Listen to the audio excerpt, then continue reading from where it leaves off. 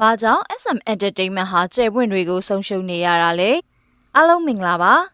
SM ဟာ K-pop လောကရဲ့ powerhouse တစ်ခုဖြစ်ပြီးတစ်ချိန်ကဆိုရင် Big 3ထဲမှာပါဦးဆောင်သူ entertainment တစ်ခုဖြစ်ခဲ့ပါတယ်SM Entertainment ကနေဒီကမ္ဘာလုံးကြော်ကြားတဲ့ထိပ်တန်း boy group, girl group တွေပွဲဦးထွက်ခဲ့ကြပြီး K-pop လောကကြီးရဲ့လမ်းသစ်ဖောက်သူတွေလို့တော့နာမည်တက်လို့ရနိုင်ပါတယ်ဒါပေမဲ့လည်းအခုတော့ SM ဟာသူတို့ရဲ့အထူးကတော့ချက်ပျောက်ဆုံးနေပါတယ် K-pop လောကတွေကစီမံခန့်ခွဲမှုအကောင်းဆုံးဖြစ်ခဲ့တဲ့ entertainment ကြီးဟာသူတို့ရဲ့ရွှေရောင်အဆင့်အတန်းတွေပျောက်ဆုံးနေပြီးဝါရင်အမှုပညာရှင်တွေကိုဆက်လက်ထိန်းသိမ်းထားဖို့စိန်ခေါ်မှုတွေနဲ့ရင်ဆိုင်နေရပါတယ်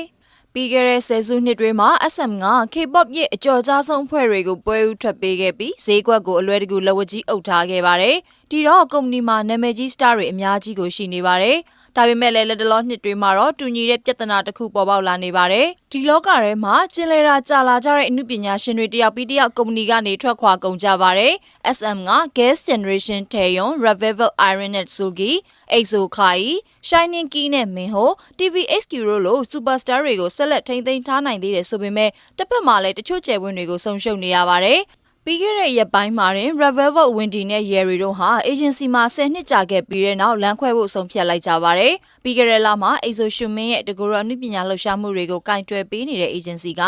SM ဟာ Shumin ရဲ့တကူရောအမှုပညာလှုပ်ရှားမှုတွေကိုပိတ်ပင်နေပြီး KBS Music Bank မှာ promotion ဆင်းလို့မရအောင်ဖိအားပေးနေကြောင်းဆွဆွဲခဲ့ပါသေးတယ်။ဒါအပြင်ထဲယွန်းလိုလူစီကနေလည်းမကျေနပ်ကြောင်းအတန်တွေထွက်လာတာမကြသေးတဲ့အခါ SM ကိုသူတို့ရဲ့ဝါရင်အမှုပညာရှင်တွေကိုယ်တိုင်မကြည့်တော့တာတွေ့ရပါတယ်။ကျွမ်းကျင်ပညာရှင်တွေကတော့အကြောင်းရင်းဟာကုမ္ပဏီရဲ့ဖွဲ့စည်းပုံပြောင်းလဲခြင်းကြောင့်ဖြစ်မယ်လို့ခန့်မှန်းကြပါတယ်။ကုမ္ပဏီကနေလီဆူမန်ထွက်ခွာပြီးတဲ့နောက်မှာ SM ကခေါင်းဆောင်ကောင်တယောက်ရဲ့စီမံခန့်ခွဲမှုတွေပျောက်ဆုံးခဲ့ရပါတယ်။အရင်တုန်းက SM Entertainment ကိုဆရာလီဆူမန်ကဦးဆောင်ပေးခဲ့ပါတယ်။လီဆူမန်ဟာသူ့ရဲ့အမှုပညာသက်တမ်းတစ်လျှောက်အောင်မြင်တဲ့အဖွဲ့တွေအမှုပညာရှင်တွေအများပြားဆင်တင်ပေးခဲ့တာကြောင့်အမှုပညာရှင်တွေတင်မကပဲပရိသတ်ရဲ့ယုံကြည်မှုကိုပါရရှိထားသူပါအားလုံးကလီဆူမန်ရဲ့အမြင်နဲ့ရလဒ်ကိုယုံကြည်လို့ဥဆောင်မှုနောက်ကလိုက်ကြပါတယ်အခုတော့ SM ကဗဟိုစနစ်တစ်ခုအောက်မှာခေါင်းဆောင်ကောင်းတယောက်မရှိဘဲလှုပ်ဆောင်နေရတာပါဒီအခါဝန်ထမ်းတွေရဲ့စီမံခန့်ခွဲမှုတွေကအမှုပညာရှင်တွေဘက်ကကြည့်ရင်တချို့ကအဆင်ပြေပြီးတချို့ကတော့အဆင်မပြေနေပါဘူးဒီတော့ဆုံးဖြတ်ချက်ချရမှာအရင်လိုယုံကြည်မှုမျိုးမရှိတော့တာကိုတွေ့ရပါတယ်ဂီတဝေဖန်ရေးသမားခင်ယွန်းဟာက